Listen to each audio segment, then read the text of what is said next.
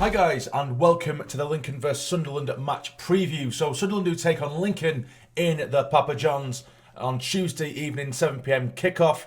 Now, this is a competition that, of course, there's going to be massive debate, of course, across social media. You know, whether we should really care about it. Is it the priority? Of course it isn't. Of course it isn't priority. And it's one of those, and I raised this question and the sort of attitude towards these competitions quite a lot, almost every season, because you get some people say, you know, oh, just get yourself knocked out, concentrate on the league, which, you know, I get the sentiment of, you know, concentrating on the league. We don't care too much about this competition, but to kind of want your team to lose just so you can solely concentrate on the league, I will never ever believe in that sort of sentiment. I will never ever have that attitude. I think you need to go and win, or at least attempt to go and win every competition you're in, regardless of whether it's likely you're going to win it or whatever's the priority. I would never, you know, want us to get knocked out just because, you know, in the past there's been times and there's arguments that you might say, you know, we took our eye off the ball because we were concentrating on the Papa John's. You know, last year there was arguments for that. There was arguments with that same thing beforehand, the season before, with cup competitions and what have you. But at the same time, you want to keep that winning momentum, and particularly after the weekend, you know, where we did get absolutely hammered, and, you know, Pompey got that result that they deservedly got for themselves, 4-0. They battered us, you know, regardless of the pitch. Like I said in the review to that game, they had to play on the same pitch and they absolutely destroyed us. Our attitude at times, I believe, was piss poor, or at least our application, our performance was. So we need a massive, massive turnaround here. And I think if we had a game this weekend, I would probably say just go, you know, full on youth, or the majority being youth for this game. But because we don't have a game this weekend, and I think a lot of players will want to kind of rectify themselves, not that they necessarily deserve it. I do think we should go for a bit of a mix, and because of the opponents we're coming up against being Lincoln, who I do think will be there or thereabouts come the end of the season in League One. So I think it would be foolish of us to go completely sort of like second string, but I think we should do a decent little mixture.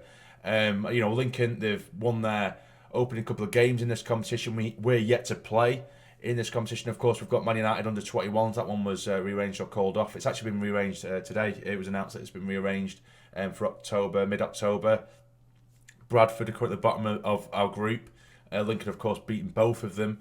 So, you know, it'd be nice to get a win, get ourselves back to winning ways. That's the main thing for me, to get that attitude, regardless of whether it's a sort of second string side or not, to get that sort of spirit back to where it should be, you know, that team spirit and cohesion. It'd be nice to get it back there, get a win under your belts, regardless of the competition. So this is my preferred 11 for this game. So here is my preferred 11. As you can see, I put Lee Burge in goal. It's kind of a mix between what I would prefer and what I expect, because as you can see there, Denver Hume at left back. I believe that Lee Johnson did say a week or two ago that he expects Hume to maybe play a part in this game. That's the only reason I've put him there. You know, and give Serkin a bit of a break after he took a bit of a battering on Saturday, even though, to be fair, he's probably the only shining light out of that game.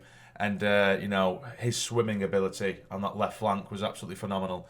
And in the middle, we have Doyle, who came on in the late stages of the game against Pompey. But, you know, Bailey Wright, I think, has been atrocious for large parts.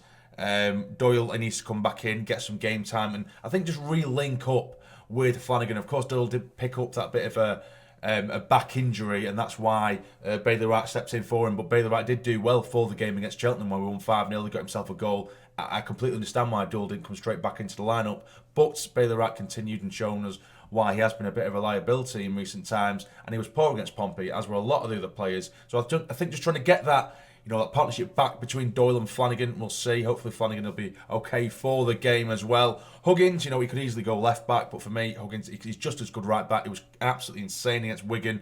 When I saw him there, it was phenomenal. In the middle, I've gone with Dhannoo and Winchester, who has actually just been called up for the Northern Ireland squad just before I started recording this. But Winchester I put in the middle with Dhannoo. It'd be nice to see him in his real position there. It could go for Evans or O'Neill, I guess, but I think both of them, they did not look great at all against Pompey, so I think they deservedly should be dropped. Dhannoo, for me, is my favourite central midfielder at the club, and how he keeps finding himself back on the bench, I do not know. I said it in the review to the Pompey game.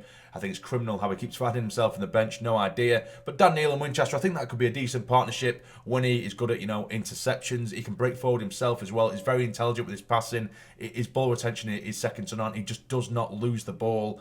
It just sticks to him. You know, and you've got the energy of Dhannoo, who can he can do the tenacious work, he can go forward, so I think that would work well. Now the front three, or at least three behind the striker, I've got for Ellis Taylor, who's found himself on the bench over the last few games, so he's on the peripheral there, isn't he? So I just thought, if McGeady isn't quite fit, if Gooch isn't back yet, I'd go for Taylor. Give him a crack, give him a go. Is in the cup. I've gone for Pritchard as well, who didn't start the other day. Diaku, he didn't have a great game, but neither did many. But I just think with his kind of ability on a pitch that isn't entirely waterlogged, we might be able to get the best out of him. And we really want to see the best of Diaku, and we're trying to get the best out of him. So I would give him another opportunity. I've gone for Ross Stewart up top. If Broadhead's back, then maybe Broadhead, of course. In fact, definitely if Broadhead is back, but I don't know whether that will be the case. O'Brien, who he was great against Cheltenham, and another one who was terrible against Pompey. So I just want Ross Stewart, to maybe get himself back amongst the goals. So we want our top goal scorers to remain in form. So as you can see, what I've done here with my preferred 11, it is a little bit of youth coming in there or second string, but with the occasional sort of sprinkling of the first team as well. So it's still a competitive side that I believe could get something and a victory away from home against Lincoln. And as usual, of course, you guys let me know who you would start in the game against Lincoln down below in the comments. Now for my score predictions. I would love a win. I would absolutely love a win. But I am going to go for a 1-1 draw. I don't think it's going to be a particularly great affair. The weather's been poor everywhere. And I think it could make for another difficult test down south in Lincoln. And Lincoln are a good side anyway, do you know what I mean? Like I say, it'd be in an ideal world, I'd like us to say, we'll go win 2-3-0, get our heads held high before we go back into the league later on next week. But Lincoln are a good side. I'm going to go for a 1-1 draw. I don't think it'll be a great game, personally, like I say. We'll probably both mix and match our sides between, the first team squad and second string. So I'm expecting a tight affair, and I'm going to go for a 1-1 draw. Goal scorers, if Diaku does start, I'm going to go for Diaku. I think he will get a late equaliser for us after Lincoln going in front. So that will be my predictions for the game. What do you guys predict as well? Let me know, as usual, in the comments down below. But if you have enjoyed this preview to the Lincoln and Sunderland game, hit the like button for me. It'd be massively, massively appreciated. And subscribe to the channel if you're not already to become a fully fledged member of the Sassy Army. But for now, you take care and stay jamming.